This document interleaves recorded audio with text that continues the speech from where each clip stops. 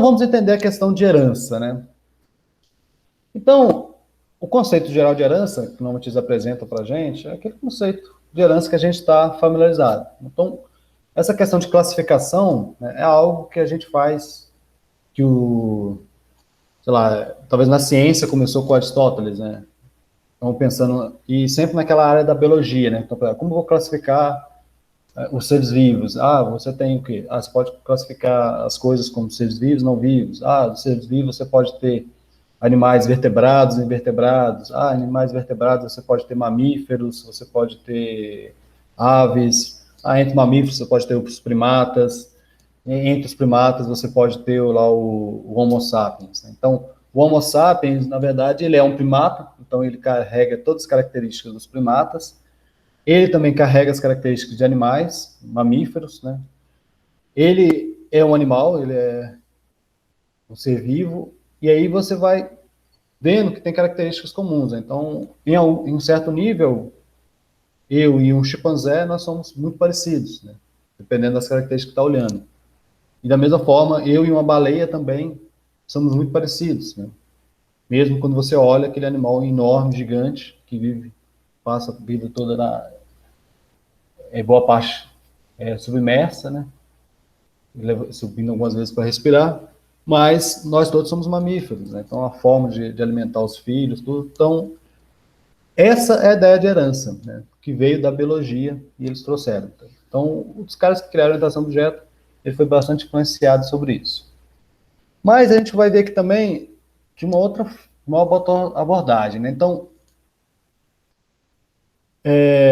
a programação orientada a objeto deveria favorecer a ideia de reusabilidade, né? Então, a reusabilidade é essa qualidade desejável no desenvolvimento de grandes sistemas, né? Você não quer ficar copiando e colando, né, as soluções. Copiar e colar, né, é uma forma de reusar. Né? Concordam comigo, pessoal? Por exemplo, você tem um código que resolve lá o cálculo, por exemplo, de raiz quadrada. Você aprendeu como é que faz um algoritmo que calcula raízes quadradas, você não tem isso na tua linguagem. E toda vez que você precisa de calcular a raiz quadrada, você vai lá na tua biblioteca de códigos prontos, pega aquele código de raiz quadrada e traz para a tua solução. Você não está tendo aquele trabalho de repensar o algoritmo novamente e está reusando. Mas o que é ruim, pessoal, quando você faz essa coisa de Ctrl+C e Ctrl+V para reusar o código? Qual é a desvantagem disso?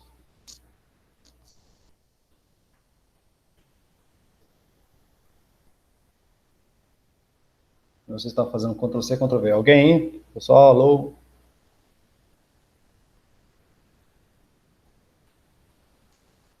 Hashtag pensando?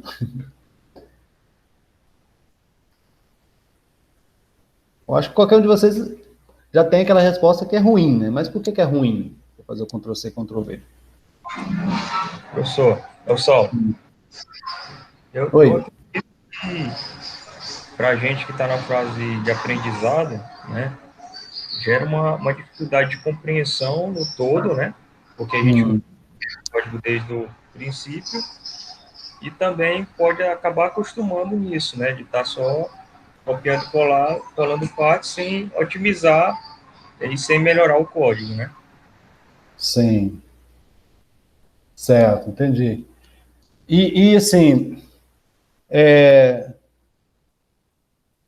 mas quando a gente fala que não aprende boas, assim, eu tô falando do Ctrl+C, Ctrl+V, não é Ctrl+C, Ctrl+V, tipo, eu tô copiando da web lá uma solução e não sei como resolver aquilo. Eu tô copiando e colando sem saber. Não, você que fez aquele código, você que criou aquele código, né? Eu acho que o Cleves colocou um ponto aí principal, né? Que é com relação a difícil de manutenção. É porque as boas práticas, quando a gente fala de boas práticas por causa de quê, né? Tem que estar afetando alguma coisa. É a questão da manutenção. Por quê? Se você tem lá em várias partes do teu código, um Ctrl+C, Ctrl+V do algoritmo que calcula a raiz quadrada, você já vai ter um código muito extenso. Né? Então, você vai ter código repetido em várias partes do teu programa. O que dificulta, por exemplo, a leitura daquele código. E se por acaso você descobrir mais na frente que aquele algoritmo que você tinha achado que era genial para calcular a raiz quadrada, você descobrir que ele, para alguns casos, ele não é bom, né? Ele é bem ineficiente. O que vai acontecer? Entenderam, pessoal? Lá na frente você descobriu que aquele algoritmo é ruim. Aí você vai ter que fazer o quê?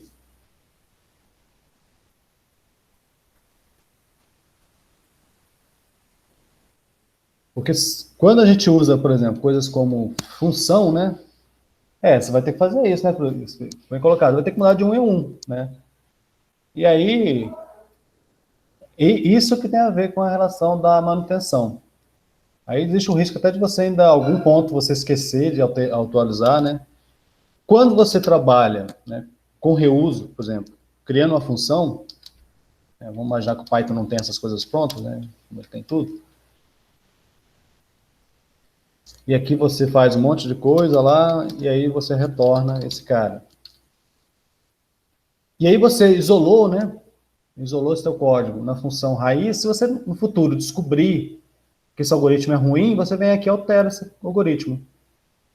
E aí o restante do seu sistema que utiliza essa função, ela já vai estar usando uma função otimizada, né? Talvez é um pouco que o Saulo falou. Né? Você já vai poder otimizar o teu código, né? Melhorar ele, e toda a tua aplicação já vai estar usando esse código melhorado. Então, reusar código Ctrl+C, Ctrl+V é uma solução péssima. Não é a melhor solução que tem. Então, quando a gente trabalha com programação procedura estruturada, né, o reuso surgiu com a ideia de você ter procedimentos, subrotinas, que se chamava, né?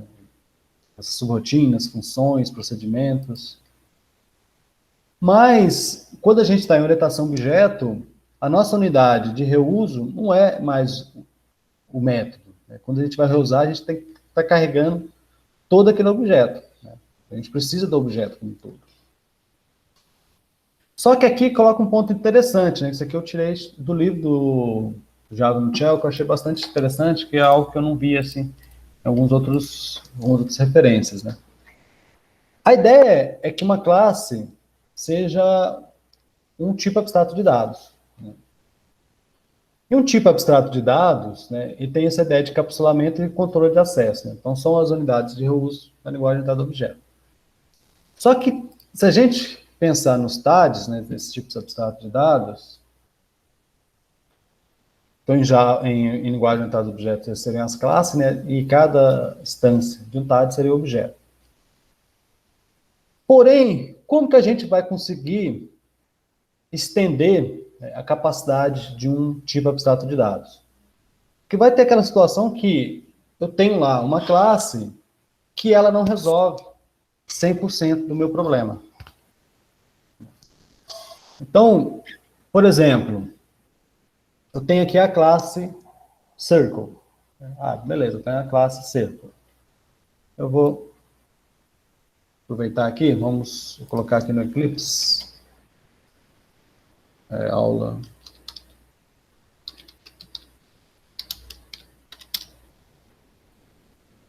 Então, vou aqui no Eclipse, New Class Circle.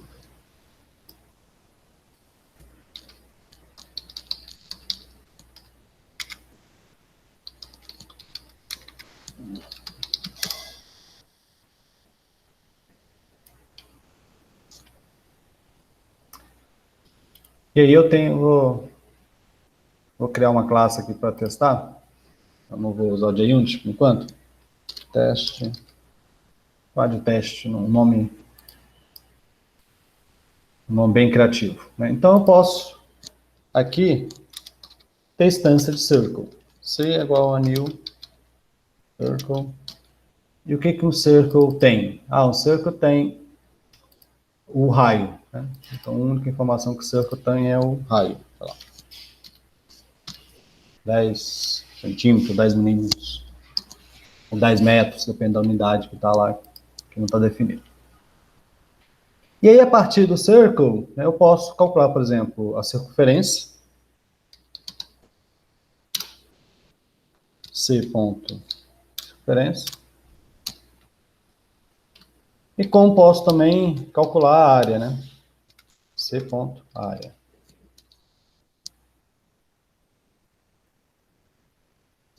Beleza. Só que, por exemplo, eu quero, né, verificar, por exemplo, se um círculo está dentro de alguma coisa. Eu quero implementar, eu queria que um círculo pudesse ter uma localização no plano cartesiano. Então, eu queria, né, que o meu círculo, vou botar o negócio para rabiscar aqui, que não sei se ajuda ou se atrapalha, mas pelo menos tem aquela visão do quadro, né? Então, eu quero poder localizar o meu círculo. Eu posso ter um círculo, por exemplo, imagina que isso aqui é um círculo de 10 centímetros, e aqui vai ser um círculo idêntico de 10 centímetros. Só que esses círculos de 10 centímetros, eles estão localizados, né, em diferente situação, certo? Só que essa implementação do círculo aqui, ela não permite fazer isso. Então, como é que eu vou resolver esse problema, pessoal? Estão entendendo o problema? Achei uma biblioteca, a biblioteca já tem uma classe círculo, essa classe círculo já faz duas coisas que eu precisava, que é calcular o perímetro e calcular a área, né? Já tem lá implementado. Só que eu precisava que essa classe tivesse essa capacidade de localizar no plano cartesiano. Porque depois eu queria saber, por exemplo, se um ponto, por exemplo, está dentro do círculo ou não. Para saber se esse ponto está dentro do círculo, eu precisava que esse círculo tivesse uma localização. Aqui. Estão entendendo? Como que a gente resolve isso? A classe, né, teoricamente, eu poderia estar usando essa classe sem nem saber como é que está a estrutura dentro. Eu só sei como que eu construo a classe e como que eu acesso os métodos de circunferência e área. Ok?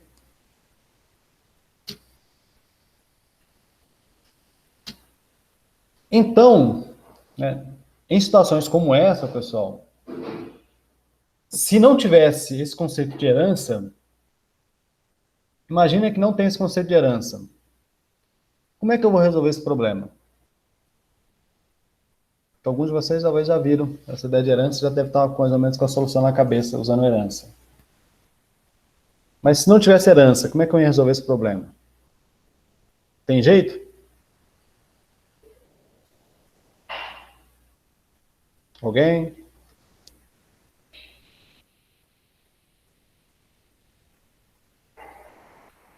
Um jeito seria... Clepson está aí no hashtag pensando, Clepson? Um jeito seria aquele Ctrl+C, Ctrl+V, né? Que a gente falou agora mesmo, né? Que é ruim, né? Eu poderia... eu achei que já uma classe implementada Circle, eu vou Ctrl+C, Ctrl+V, crio uma nova classe aqui, aproveito aquele código implementado lá e crio um novo método e passo novos atributos para poder estender essa minha classe, né? Só que aí cai naquele problema, né? Eu já tinha uma classe pronta, que já tinha sido testada, né? E essa aqui é uma classe simples, né? Mas imagina que eu posso ter uma classe com algoritmos, né, mais complicados e que deveria passar por teste, né? Só que então ficar Ctrl+C, Ctrl+V disso não é uma solução boa.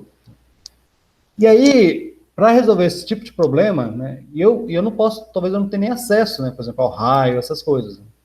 Aqui poderia estar como private, né? Vou botar como private lá. Vou botar tudo como private aqui. Private. Inicialmente vamos botar como private, vamos ver o que vai acontecer. Então, pessoal, a ideia é sempre, quando tem alguma coisa que você que está implementando, é sempre deixar da forma mais restrita possível, né?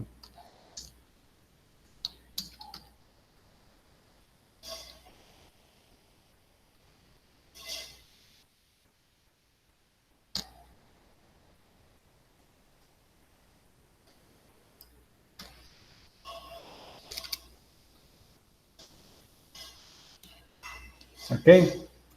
Então, como que a gente pode resolver isso? Aí vem a questão da herança, né?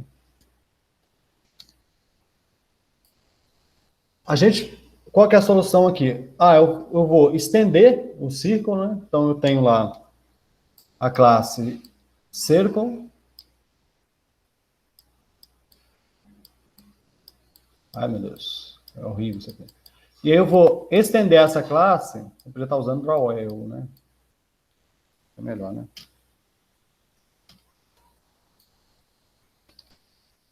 É mais rápido.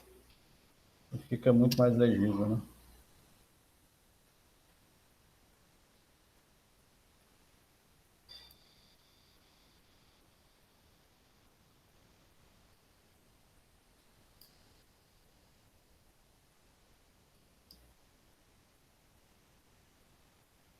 Então, eu poderia ter aqui, cadê o ML?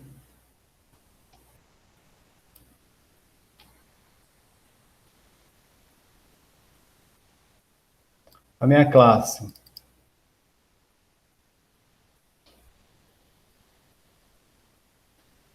Eu até tenho um desktop, mas...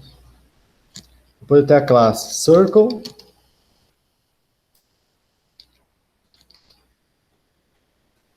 Que tem, por exemplo, o raio.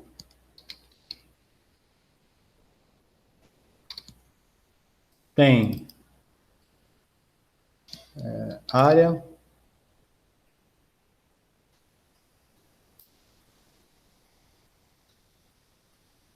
E tem circunferência.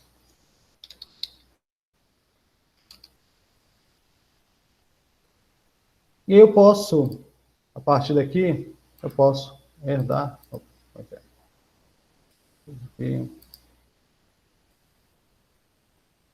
Só que aqui a relação é representada o contrário, né?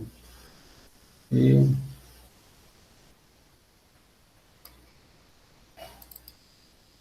uma classe Plano Circle. Então, essa classe Plano Circle é uma classe Circle, né? Ela também é um círculo, e como um círculo eu posso calcular a área e a circunferência, ok? Então, eu vou estender, né? Aí ela não precisa ter esse cara, nem esse cara, nem esse cara, porque eu vou deixar aqui só para depois poder alterar, fica mais fácil. Então, eu vou criar uma classe Plano Circle, que é essa classe, eu posso colocar o círculo no ambiente, no plano cartesiano. Aqui, pessoal, eu já posso falar qual que é a superclasse, né? Toda classe em Java, né, se ela não tem definido qual que é a superclasse dela, a superclasse dela é Object. Então, Object é uma classe especial do Java, que é a classe raiz. Então, ela é a classe base de tudo que você, de todas as outras classes que tem na plataforma Java, né? Então, lá no Circle, eu poderia ter colocado, por exemplo, o Circle extends Object, mas isso não precisa porque é implícito. Aqui eu posso dizer, né, de quem que ela é. Ela é do Circle. E aí no Java, né, no Java, a forma da gente falar que algo, que Plain Circle é uma subclasse de Circle, é através da palavra reservada extends, que traz bem essa característica que eu estou chamando a atenção aqui, né? Então, a classe Plain Circle é uma extensão da classe Circle, ou seja, ela é uma Circle, mas ela pode ter coisas a mais. E aí ela está reclamando aqui, né, pessoal? Vocês conseguem imaginar? Está escrito ali, né? Mas vocês conseguem entender essa informação? Acho que talvez aí vocês não conseguem ler, né? Por, por que ela está reclamando aqui?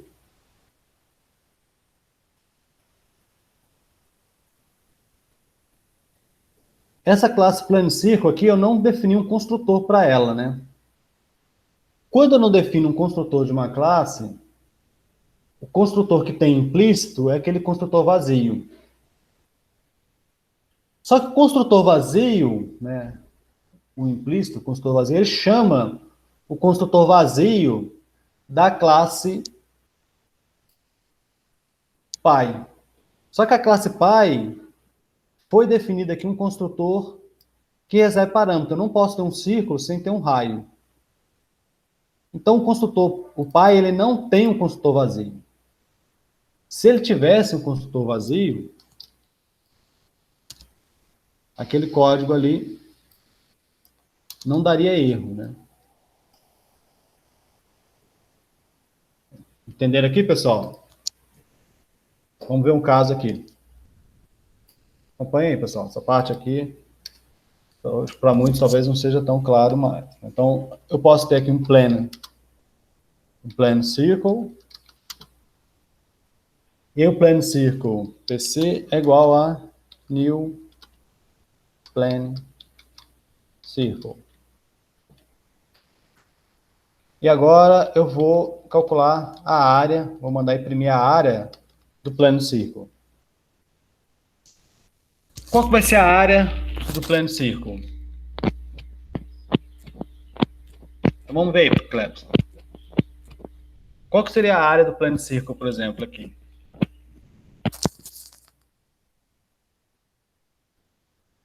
Será que ele vai imprimir um valor aqui? Ou um valor, um número diferente de zero? Né? Então, quando eu faço aqui, ó, plane circle, PC é igual a new plane circle, né?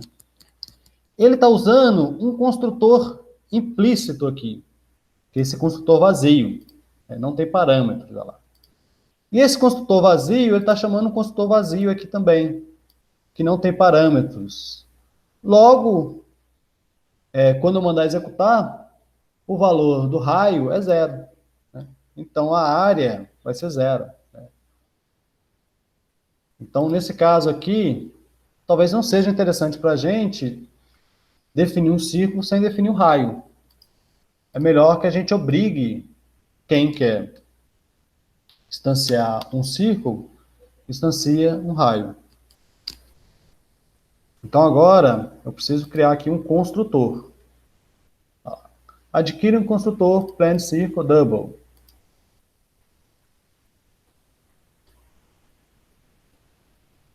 E aí, Clebson, olha aqui, vamos ver mais esse ponto aqui, para te perguntar. Então, eu aproveitei o próprio Java aqui, né, e o próprio, desculpa, o próprio Java. Aproveitei o próprio Eclipse para ele gerar para mim. Então, esse plano circle agora, ele recebe um R.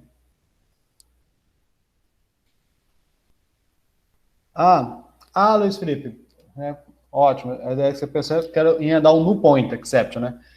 Não deu um null point exception, né? Não é nem por causa que o null é zero, né? Porque no caso do Java, o circle é um double. E esse tipo de dado aqui é um tipo primitivo. Ele não é um objeto, diferentemente de outras linguagens. O string é um objeto, mas o R é um double. E aí esse número aqui já é inicializado com zero. Então, ele não está fazendo uma operação. Né? Por exemplo, se fosse uma string, fosse fazer uma operação em cima dela, aí ia dar problema. Então, ele vai pegar um R, né? E aí esse circle, esse super aqui, ó, né? Olha quem que ele é.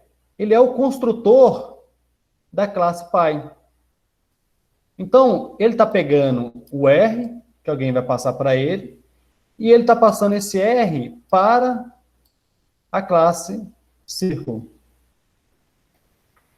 Então, agora, quando eu for instanciar um objeto, eu vou ter que passar um raio, e esse raio é passado. Então, super é quando eu quero referenciar... beleza, né, Clebson? É bem essa ideia. É porque eu estou querendo referenciar, né, a classe, a superclasse. E o super, ele tem que ser a primeira coisa que é executar. Vocês viram que de outras vezes que eu mandei gerar um construtor, né? Eu criei uma classe, eu mandava gerar um construtor, eu sempre colocava o super. Só que em algumas situações, por exemplo, eu estou com o construtor vazio, né? E a minha classe acima é o object. Então, às vezes, eu não preciso chamar o super. Mas pode ser que no construtor da superclasse eu tenha algumas configurações que estão sendo executadas lá, né? Então, é recomendado você sempre chamar o super quando você está estendendo uma classe, porque você não sabe, né, o que está sendo executado lá. Quando é o vazio, ele é chamado, né, mas quando é parâmetros, você tem que passar explicitamente, você tem que chamar, olha, eu quero que você executa esse construtor aqui. Aí logo agora que eu tenho um erro, né, porque agora eu não estou passando aqui um argumento. Então, eu já não posso mais instanciar um objeto do tipo Planet Circle sem passar o raio. Beleza? Só que a ideia aqui é a gente estender, né? Se eu estiver passando só aquele argumento, não estiver mudando nada, não tiver criado nenhuma outra função, eu não estou estendendo de fato. Então, eu vou criar aqui, né, duas coordenadas. Já que eu quero poder localizar o meu círculo no plano cartesiano, eu vou precisar de ter a coordenada x e a coordenada y. Então, eu vou criar aqui dentro do meu plano círculo, né? Aí eu vou imaginar coordenadas inteiras mesmo, x e y. E agora, na hora que eu vou instanciar um plano círculo, não basta eu passar o raio. Eu tenho que passar o x, né, e o y. E aí eu vou setar o x com x e setar o y com y. Então, o meu Planned Circle, ele precisa agora passar uma localização. Ah, ele está na posição 3, 5. A localização desse meu círculo lá no plano cartesiano. E com essa localização, por exemplo, né, agora eu posso criar um método chamado isInside. Esse método isInside, ele vai receber uma coordenada qualquer, um xy qualquer, e aí ele vai calcular, né, o x, né, com o dis.x, ela dava C, né? dis.y. Só que agora eu tenho um problema aqui, pessoal. Para saber, né, se aquele ponto está dentro do círculo, eu preciso saber se essa distância é menor do que o raio. Por que está dando um erro aqui? Por que vocês acham que está dando esse erro aqui? Antes de mostrar lá.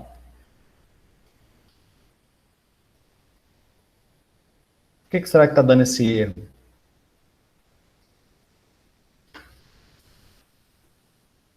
O raio está dizendo que o R não é visível. Por que o R não é visível? O raio não é dessa classe, né? E ele está como privado, né? E o que é privado, né, é o mais restrito, ele é só acessível aqui dentro da classe. Olha. Aqui dentro eu posso usar o R. Ele é acessível apenas dentro dessa classe. Fora dessa classe, ele não é acessível. Ela pode ser filha dela, mas ela não é acessível. Como é que eu vou resolver esse problema agora, já que eu preciso do raio? Se a classe Circle não tivesse sido implementada por mim, eu já estava lascado, porque eu teria que criar um outro raio, porque eu não poderia mexer na classe. Na classe não fui eu que fiz, né? Porque não tem outra solução. Eu vou ter que alterar essa classe aqui. E aí, como é que eu faço agora? Existe um outro modificador que eu não destaquei para vocês, que é o Protect. Vocês já ouviram falar no Protect? Alguém conhece esse aqui, pessoal? É um meio termo, né? O Protect, por exemplo, ele é visível dentro das subclasses, né? Então, por exemplo, agora, observe que, beleza, funcionou aqui, né? Por enquanto ele só está calculando a área. Só que eu não posso, por exemplo, fora daquela classe, tentar pegar o R, por exemplo. Ele não é visível fora daquela classe. Tá vendo? Mas ele não é visível fora daquela classe. Cadê? C.R. Compilou aqui? Eu coloquei ele como private, protect. Ah, pessoal, tem um detalhe aqui, né? Eu acabei falando uma coisa para vocês e o Java aqui me desmentiu, né? Vocês viram que eu consegui imprimir o R, né? Por que será que eu consegui imprimir esse R? O protect no Java, não, eu posso inclusive alterar. O que seria estranho, né? Porque eu inicializei ele com 20, né? Não é algo desejável. Posso inclusive alterar. Porque no Java tem um outro conceito aí também, né? Que é o conceito de pacotes.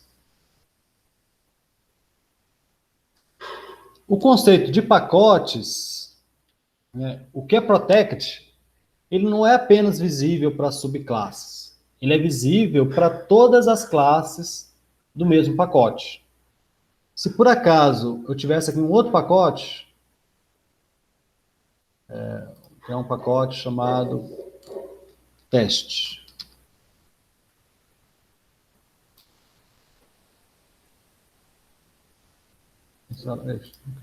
Ah, não, acho que é pacote, tem um pacote do outro. Olha aqui, pessoal. Agora, a classe teste, ela está em outro pacote. Né? br, ufamo.tcp.tolerância.teste. Então, agora, sim, agora o R não é mais visível.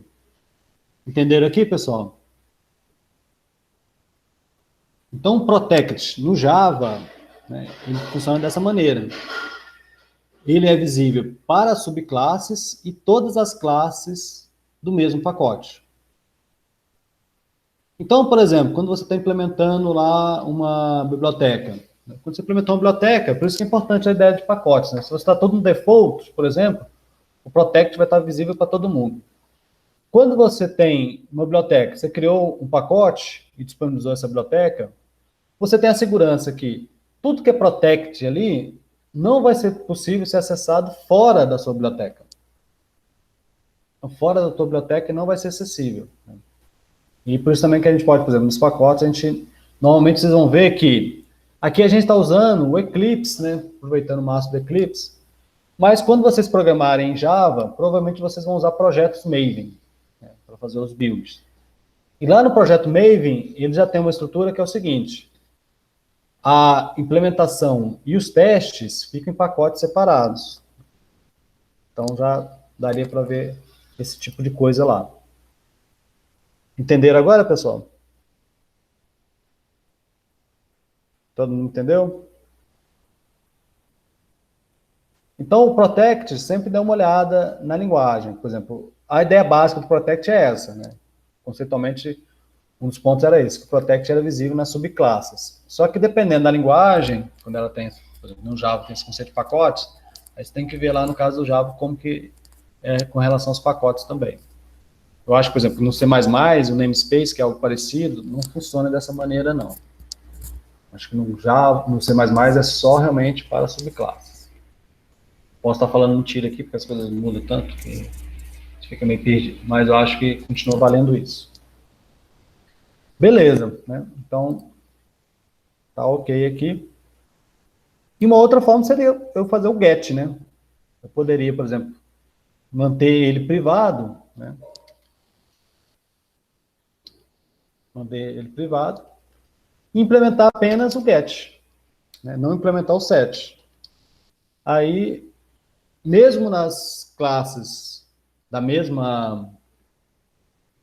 pacote, né? Não vai poder, por exemplo, alterar o raio.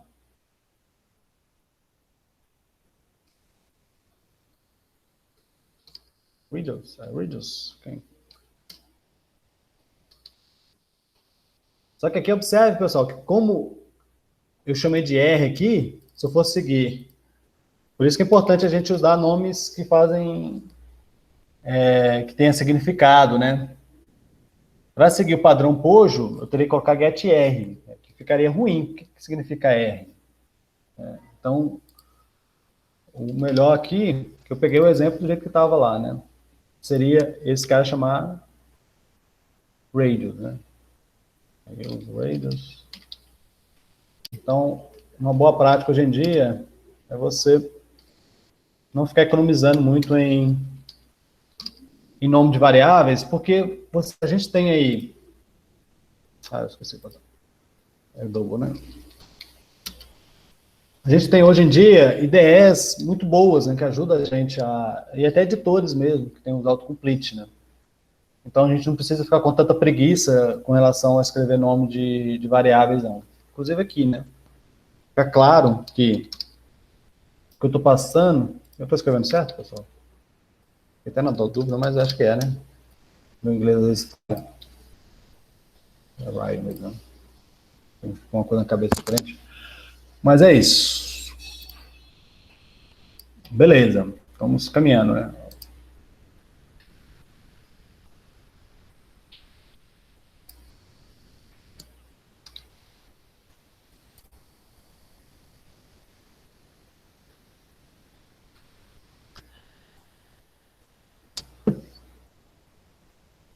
Então, um plano círculo, ele é um círculo, né?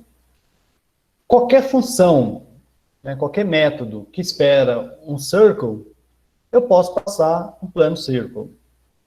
Agora, pessoal, preste bastante atenção, vamos falar agora sobre polimorfismo. Aqui acabou esquecendo de destacar uma coisa, né? Eu destaquei essa questão da reusabilidade, né? Mas tem isso aqui também, né? Que é importante isso aqui também, né? Então, tá aqui, mas eu não acabei não destacando tanto. Então, a herança nos ajuda na parte da modelagem, né? Que é quando a gente realmente pode utilizar essa ideia para poder ajudar a abstração, né? Então, por exemplo, eu tenho aqui uma empresa tem funcionários, e aí eu quero tratar todo mundo como funcionário, mas existem alguns funcionários diferentes. Tem funcionário que eu vou cobrar dele bater cartão, né? Só que do gerente eu não vou cobrar bater cartão. Então, você vai ter algumas coisas no sistema, por exemplo, eu posso ter um sistema que para funcionário, só que na hora que o funcionário ele entra, ele tem papéis diferentes, né? E aí ele tem acesso a partes do sistema de modo diferente. Então, te ajuda a modelar, né, a pensar naquele problema. Então, a herança, isso vocês vão ver na disciplina de projeto também, desenvolvimento de software, ela ajuda a gente a modelar um sistema e você poder quebrar isso nessas abstrações. E aqui tem aquela questão bonificações diferentes, né?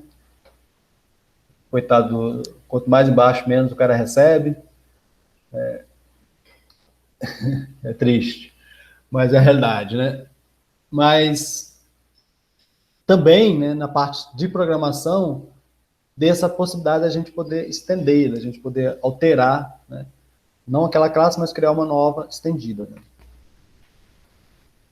Mas agora, para a gente falar sobre polimorfismo, a gente vai falar depois de modo mais geral de polimorfismo, mas vamos considerar aqui um tipo de polimorfismo, que é o polimorfismo quando é citado em orientação objeto, é esse tipo de polimorfismo aqui, polimorfismo de inclusão.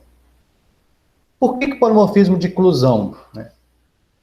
Em teoria de tipos, né, que a gente falou lá no início da disciplina, os tipos podem ser entendidos como conjuntos de valores, né? E aí, quando a gente pensa em conjunto de valores, né, a gente pode usar o diagrama de Venn, né?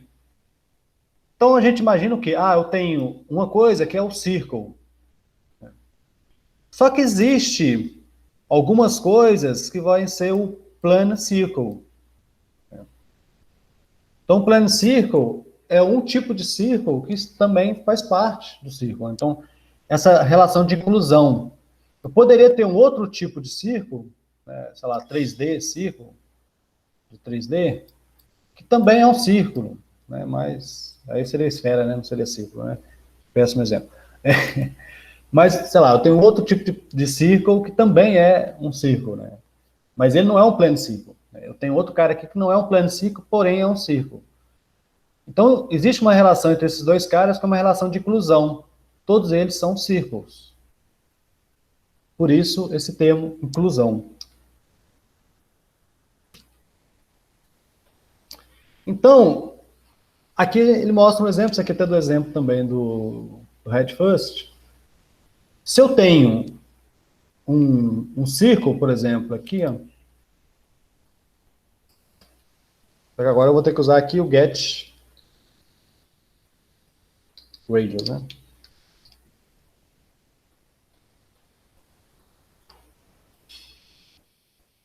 Então, essa operação aqui, ela é válida. Estão vendo aqui, pessoal? Então, a variável do tipo circle, né, a variável c, ela pode receber um PC.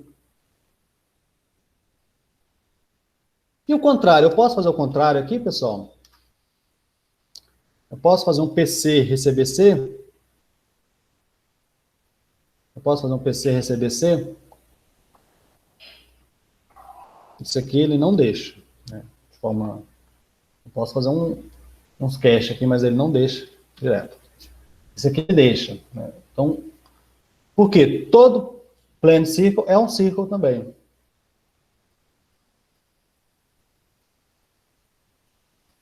Só que aqui eu poderia usar, por exemplo, o método... Eu posso fazer o c.inside, pessoal? Até mostrou aqui, né? Observe que eu não tenho método inside aqui dentro. Eu tenho um método da área de circunferência.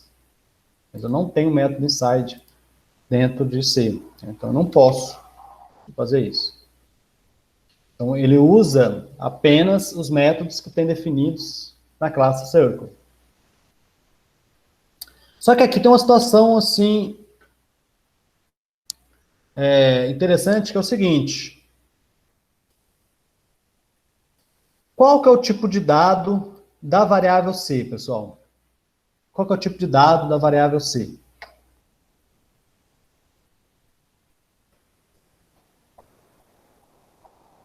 Essa variável C está associada a que tipo de dado? Não, era um objeto, que tudo, o circle é um objeto, né? Mas ela é um circle. A variável C, ela não é double, né? Ela é um circle. Ela está associada a um circle. Porém, né, aí que vem um problema. Porém, a instância, né, que ela está apontando, a instância, ela é de um outro tipo. Né? A instância é o quê? A instância do tipo plane circle. A instância é de um tipo diferente.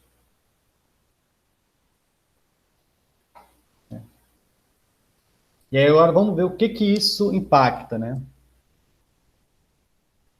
O que que isso impacta? Então, ó, cada objeto plano de ciclo também é um objeto ciclo, né, previamente válido. Se PC refere a um objeto plano de ciclo, podemos atribuir a uma variável ciclo. Esse é o princípio básico para o polimorfismo de inclusão, né? Então, vamos ver aqui. Aqui está a definição, né? Esses caras aqui são simplesmente os caras que criaram a OML, né? Os grandes nomes da orientação objeto. O que que ele fala sobre polimorfismo? Bom, bem direto. É quando o nome denota, relaciona a instâncias de diferentes classes relacionadas por uma comum superclasse. Uma comum superclasse. Então, para a gente poder ter essas diferentes classes, vamos pensar aqui num exemplo. Imagine que você tem uma classe Geometry. E essa classe Geometry tem lá um método, por exemplo, draw. Então,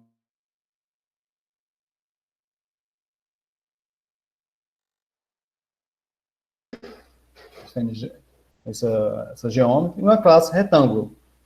Estende essa classe Geometry. Ou a gente pode aproveitar, pessoal, vamos aproveitar ali o exemplo do draw. O draw a gente não vai conseguir fazer. Vamos imaginar que vamos aproveitar.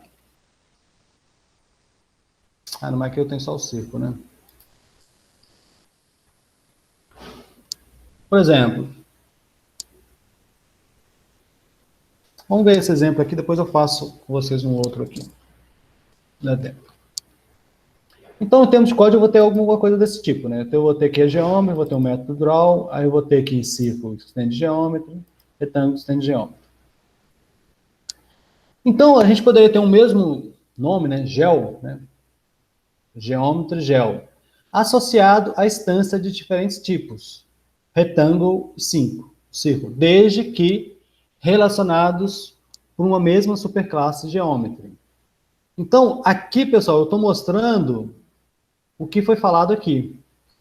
Quando o nome, ou seja, o gel, denota instâncias de diferentes, né, classes relacionadas à mesma superclasse. Então, um gel, por exemplo, ele pode receber um retângulo. O gel pode receber um círculo. Um gel não pode receber, por exemplo, uma pessoa. Imaginando que eu não vou estar relacionando, não vou ter criado uma pessoa com uma subclasse de geômetros. Então, vamos só fazer aqui rapidinho. Então, vou criar uma classe aqui, geometry.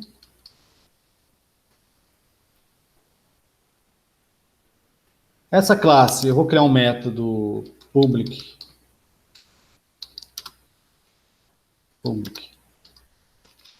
double área.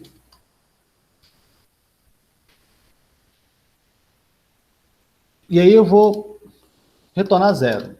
Qual que é a geometria? Qual que é a área de geometria? Vamos retornar zero por enquanto aqui. Eu não sei como é que eu vou resolver esse problema, por enquanto eu vou retornar zero.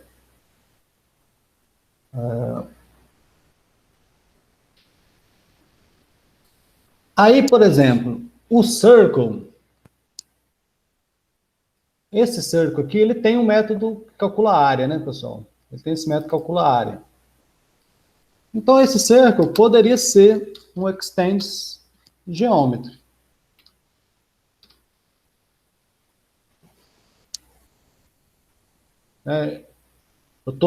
Eu não tinha modelado dessa maneira, né, mas agora eu estou mudando a minha modelagem. Então, o que eu fiz aqui? Eu imaginei que eu tenho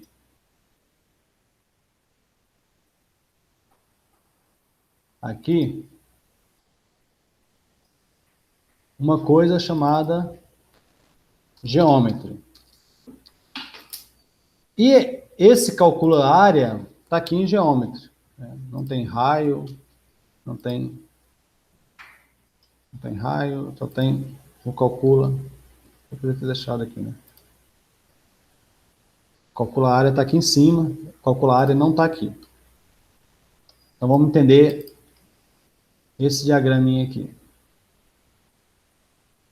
Então, a situação que eu tenho é essa aqui, ó. Estão observando, pessoal? Então, o geometry, ele tem um calcula área, ok? E aí, eu tenho aqui um círculo, que é um geômetro, e um plano de círculo, que é um círculo. Logo, o plano de círculo é um círculo e também é um geômetro, né? Vamos voltar lá agora para o nosso código. Aqui. Vamos começar aqui criando um geômetro. Gel é igual a new geômetro. E vou calcular, né,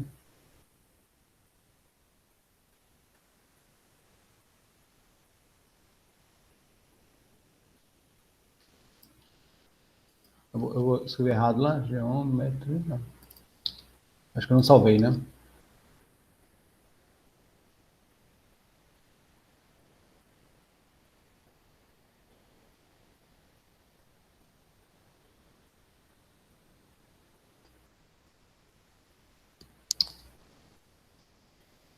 Vou importar aqui.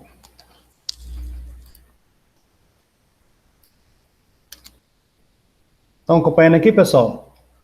Qual o valor que vai ser impresso aqui? quando eu mandar imprimir a área do geometry.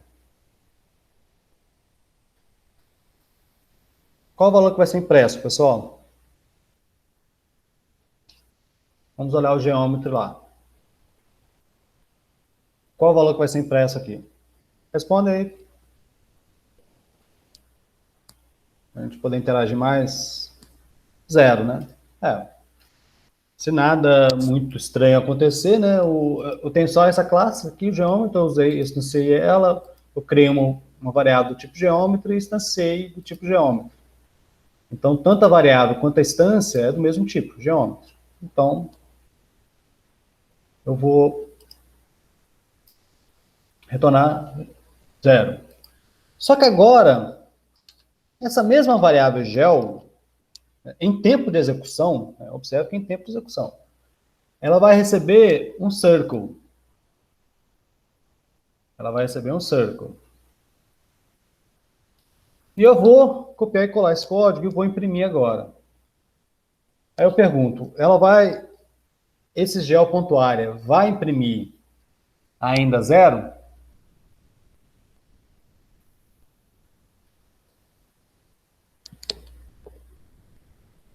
E aí, pessoal, o que vocês acham? Ele ainda vai imprimir 0?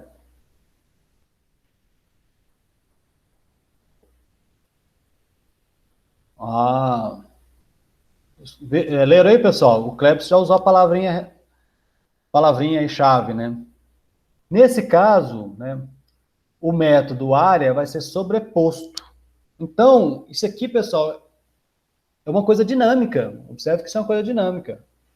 O gel, né, esse mesmo nome, quando eu usei área, né, observe quando a gente escreve gel.área, é como se eu estivesse fazendo área gel. Né? Se eu estivesse passando o próprio objeto para ele, né, pensando em funções. Né? E aqui é a mesma coisa, eu estou passando o próprio gel para a área, né, como se a gente estivesse pensando de forma estruturada. Quando a gente implementa, é desse jeito que acontece. Então, a gente está passando o gel como um argumento, é o primeiro argumento dele. Lá no Python, vocês vê o self, né? Só que aqui ele vai se comportar de um jeito, aqui ele vai se comportar de um outro jeito. Por quê? Vamos ver, né, se acontece mesmo. Eu estou falando e não acontece desse jeito, né? Não, beleza, aconteceu. 314, 159. Então, o Krebs colocou a palavra sobrescrever. Né? Então, aqui, né, no circle, essa função área aqui, ela está sendo sobrescrita lá. Ela está sendo sobrescrita. Vou fazer uma coisinha aqui para ver o que acontece.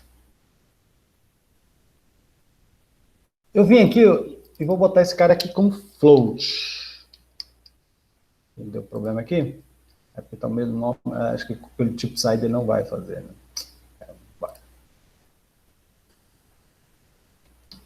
Estava tentando fazer um maluquice aqui, mas não dá.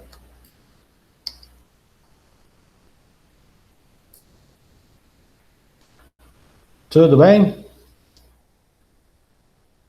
Esse meu inside aqui ele tá estranho, né? Que tá usando. Deveria estar usando inteiro aqui, né? Porque as coordenadas é inteiro. Faz muito sentido usar o dobro aqui. Conseguiram entender aí, pessoal? Então, existe aqui o conceito de sobrescrever. Então, em tempo de execução, né, esse cara está associado a um outro valor. Por exemplo, eu poderia ter agora, né, aqui, criar uma outra classe.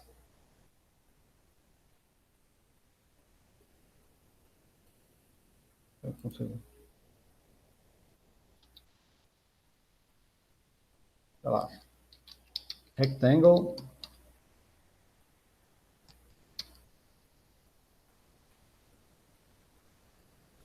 Que também é filha, né, de geômetro. Pessoal, essa setinha aqui está errada, né? Na apresentação e-mail, a setinha estaria para o geômetro aqui.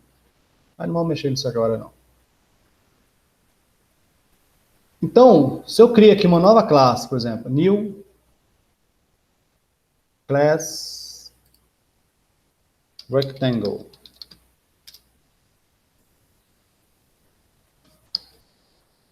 E aí aqui, por exemplo, o retângulo eu vou ter que passar, eu tenho private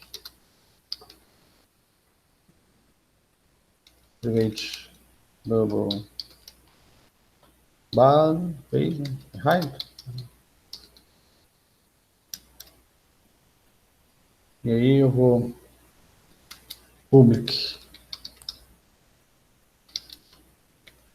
Vou criar alguns por aqui, estou com preguiça.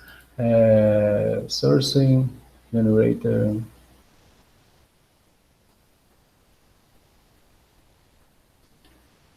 Aí, viu, pessoal? Quando a gente gera, ele já bota para cima. Porque o retângulo, e aí eu esqueci de colocar, né? Ele extends geometry. Então, quando a gente coloca lá na hora do Eclipse, né, o Eclipse escreve para a gente. Mas se a gente esquecer, basta a gente botar aqui extend geometry. Beleza. Vou jogar esses caras aqui para cima.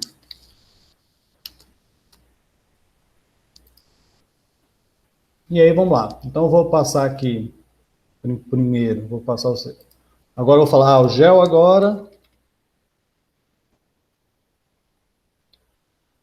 recebe o new rectangle. E aí eu vou fazer o quê? Eu vou passar o retângulo 10 e 20. Ele vai reclamar aqui que o cara não é double. Eu tenho que importar, né? Importar aqui. E eu vou imprimir aqui a área. O que ele vai imprimir aqui, pessoal? Qual o valor que ele vai imprimir?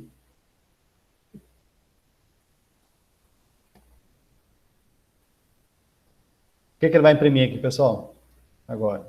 Gel recebeu um retângulo. Estão acompanhando aí o que eu fiz? Vamos voltar lá no retângulo.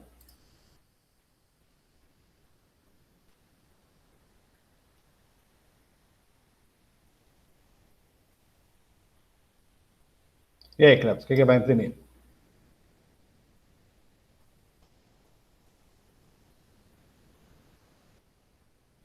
Não existe magia, né?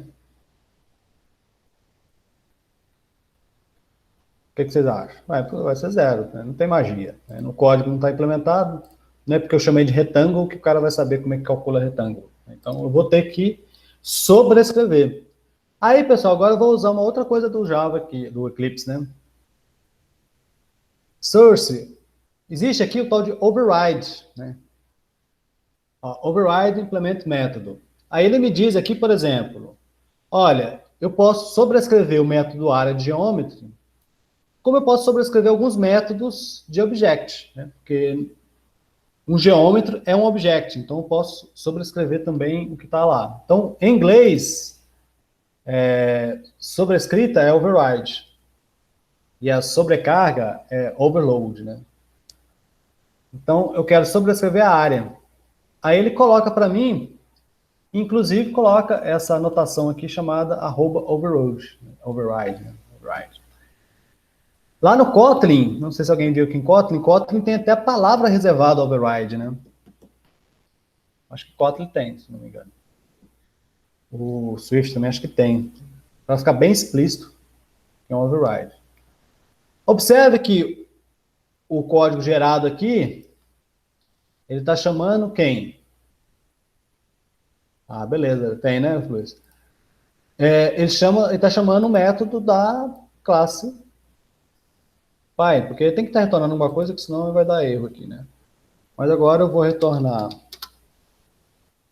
base vezes height.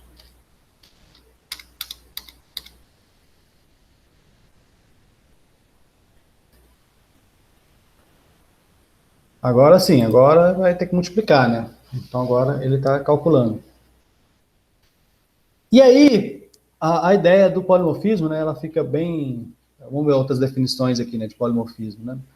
Então, ó, o polimorfismo de inclusão é um tipo, type system, um sistema de tipos, em que o tipo pode ter subtipos que herdam operações daquele tipo, onde um tipo T é um conjunto de valores, né, equipado com algumas operações, tipo geômetro é equipado com a operação área, e um subtipo de T, né, é um subset de valores de T. Então, agora, eu tenho aquela ideia de... Eu tenho aqui... Opa! Passou... foi escrevendo lá na outra tela. Eu tenho aqui o tipo Geometry. Eu tenho aqui dentro o tipo Circle. E eu tenho aqui dentro o tipo Rectangle. Então, Circle é igual a Rectangle? Circle é igual a Rectangle, pessoal? Alguém do tipo, por exemplo, sei lá, eu criar aqui um Rectangle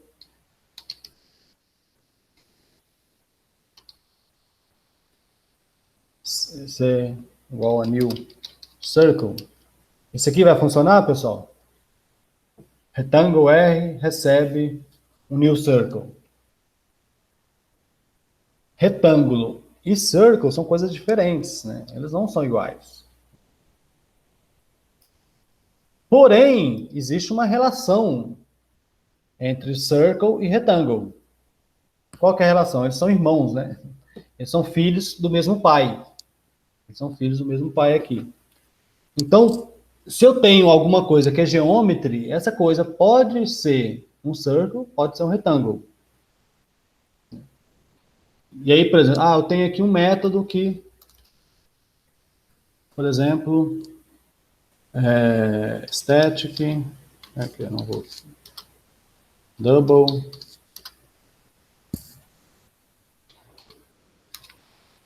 print área.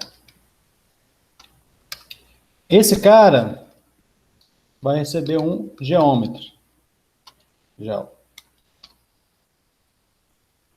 Aqui dentro, pessoal, para ver se a gente consegue visualizar melhor ainda essa ideia de polimorfismo. Aqui dentro eu tenho sysout, gel.area.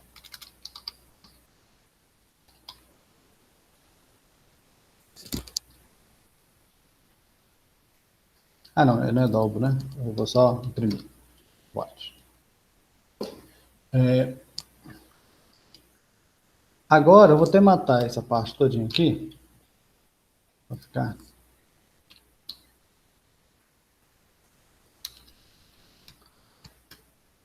Então, print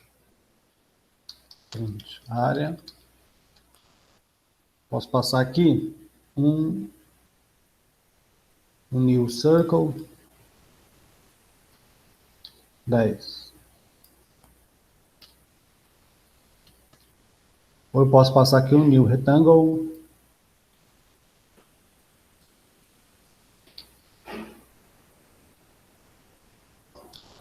20. Agora vamos mandar executar. Imprimiu duas valores. Agora, pessoal, todo mundo presta atenção aqui, pessoal. Dá uma olhada nesse código aqui, ó. Vamos olhar esse trecho do código só aqui, ó. Esse print área. O print área está recebendo valores do mesmo tipo?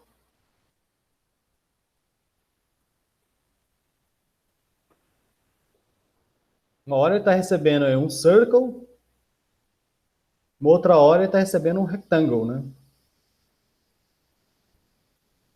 Em linguagens, né, o Clebson, que é o pythoniano aí da turma, em linguagens como Python, beleza, não estou vendo nada de novidade aí, normal. É uma linguagem dinâmica, eu posso passar valores de diferentes tipos, né, em tempo de execução, não tem problema. Mas em linguagem estaticamente tipada, aí não, aí tem uma situação diferente, né? Tem aí uma função que ela está recebendo tipos valores de diferentes tipos, né? Então aqui é uma instância de circle e uma instância de rectangle. Essa minha função print área, ela pode receber valores de diferentes tipos, porém, existe uma restrição, né? Qual que é a restrição aqui, pessoal? Eu posso passar aqui para ela, por exemplo,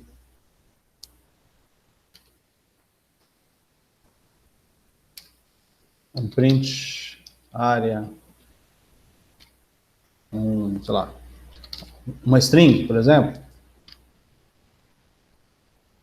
eu não posso. Né?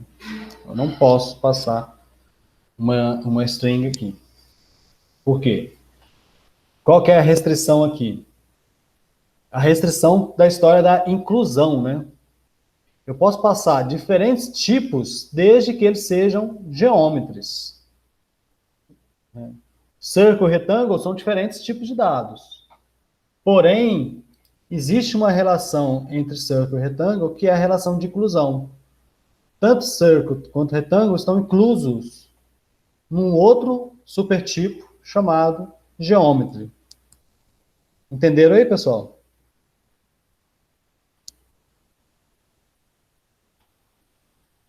Entenderam? O pessoal pythoniano aí.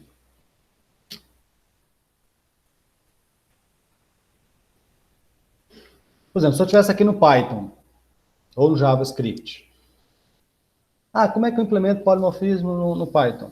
Né? Mas se eu estou aqui no Python, por exemplo, rectangle, me ajuda aí, pessoal. Rectangle, coloca assim. Eu tenho que colocar o parênteses lá ou não preciso? Preciso, né? Então, ele não está herdando de ninguém, né? Se eu estivesse herdando de alguma coisa. É obrigatório isso aqui? Eu posso? É obrigatório. Ele tá, no Python, a gente coloca entre parênteses e bota a classe lá. Né? Então, aqui eu vou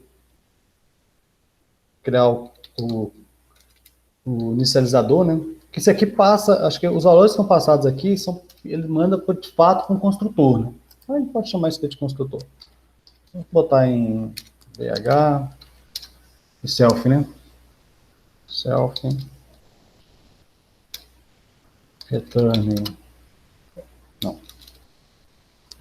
no self, ponto B é igual a B, self.h é igual a h.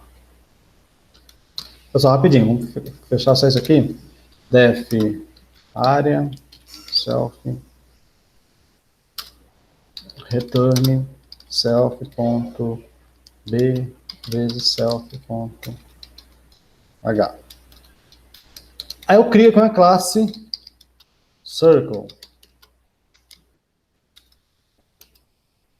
A classe circle vai ter também um construtor, vou receber aqui o raio, e ele vai inicializar o raio, estou com preguiça aqui, vai ser tudo R mesmo, estou sem VS, e aí é PR ao quadrado, né? Pi, qual é o valor de pi? Vou pegar aquele valor lá. Circle.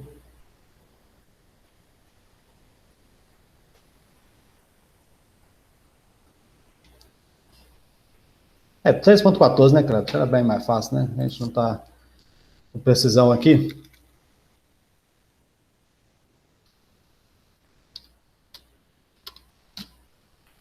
Então, a área de circle é.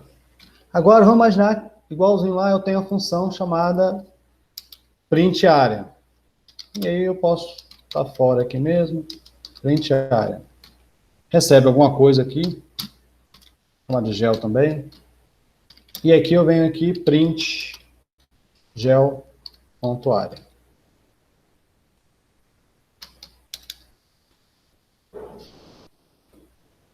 Eu posso passar para esse print área um circle ou um retângulo aqui no Python?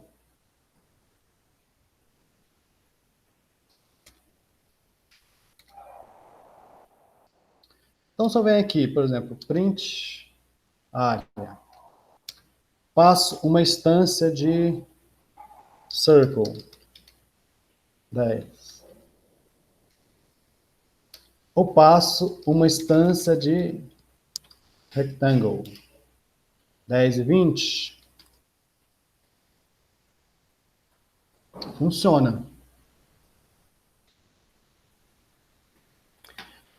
Mas eu precisei aqui no Python criar uma classe chamada geômetro, pessoal.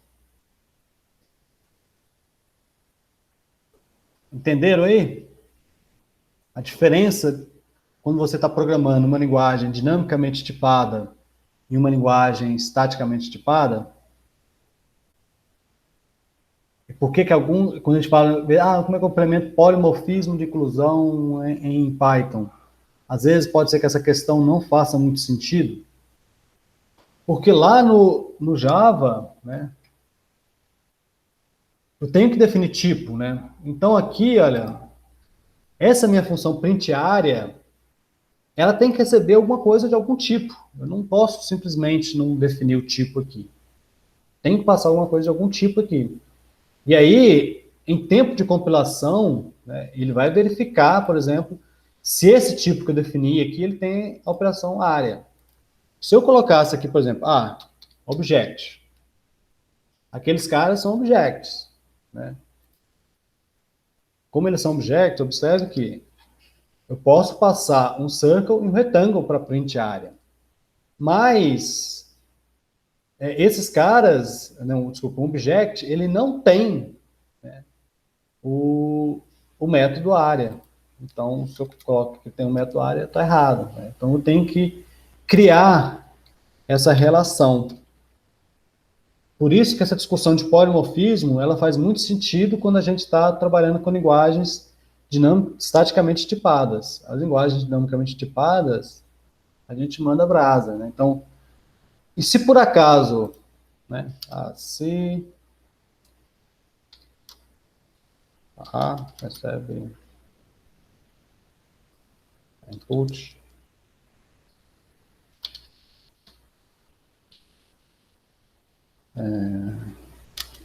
digit,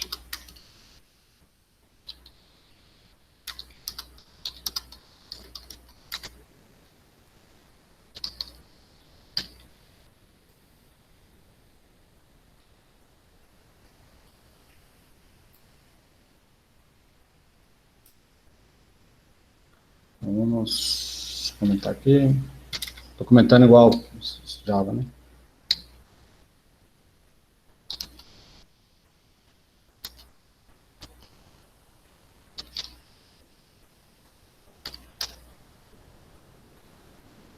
Vamos imaginar que eu coloquei aqui get área.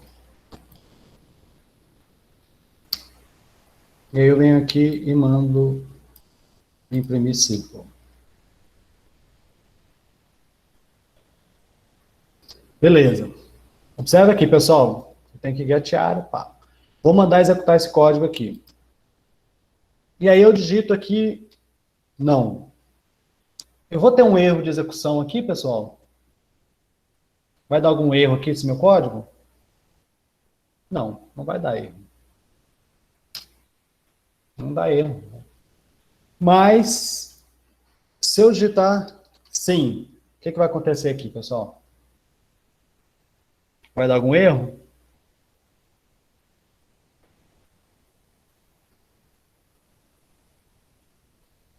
Também não? Pum. Caiu aí, né? Porque eu mudei aqui, talvez você não viu, né, Cleber? Eu mudei aqui, eu chamei o método de área de getArea, né? Mudei aqui para getArea. O método printArea, ele espera um cara que tem área. O que eu quero mostrar para vocês aqui? Isso aqui é aquela coisa que chama de duck type, né? Como é que é? Se voa como pato, se faz barulho igual pato, é um pato. Não importa o que seja. Você não precisa, né, em linguagens dinamicamente tipadas, é meio que você pode não pensar bem naquele diagrama de classe, não modelar direito e passando as coisas e vai funcionando, né? Meio que numa linguagem igual Java, você tem que projetar muito bem as suas classes, definir bem. E aí lá na frente a linguagem pode te ajudar. Aqui, o que esse print área espera, ele não espera alguém que tem uma relação, não, ele espera qualquer coisa que tiver o método área. Não importa se ele é geômetro ou não. Né? Se eu criar uma classe aqui, pessoa, implementar o método, e aí a pessoa tem altura, sei lá. Né?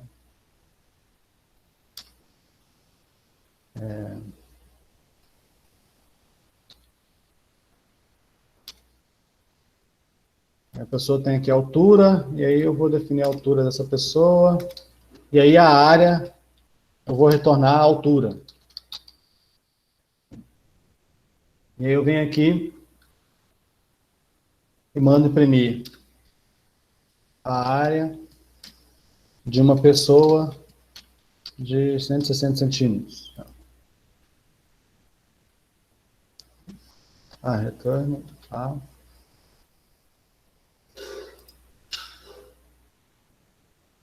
o problema do self, né, pessoal? Tô achando que eu tô programando ainda. Depois, ó, isso aqui é uma coisa mais verbosa do que o Python, né? Isso aqui, do que o Java, né? Tem que ficar escrevendo esse self aqui. E aí ele retorna. Pessoa é uma geometria? Não é geometria.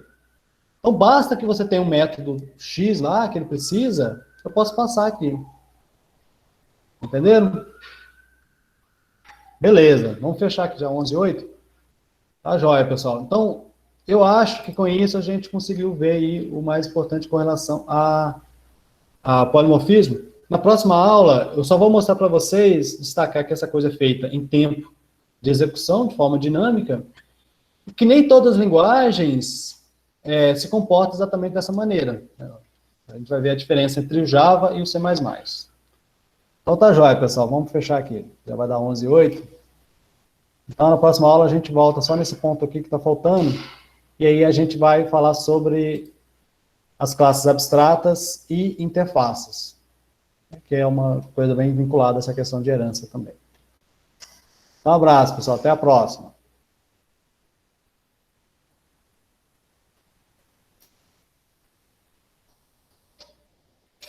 Bom dia, pessoal. Boas aulas aí, eu descanso. Outro trabalho, né? Até mais.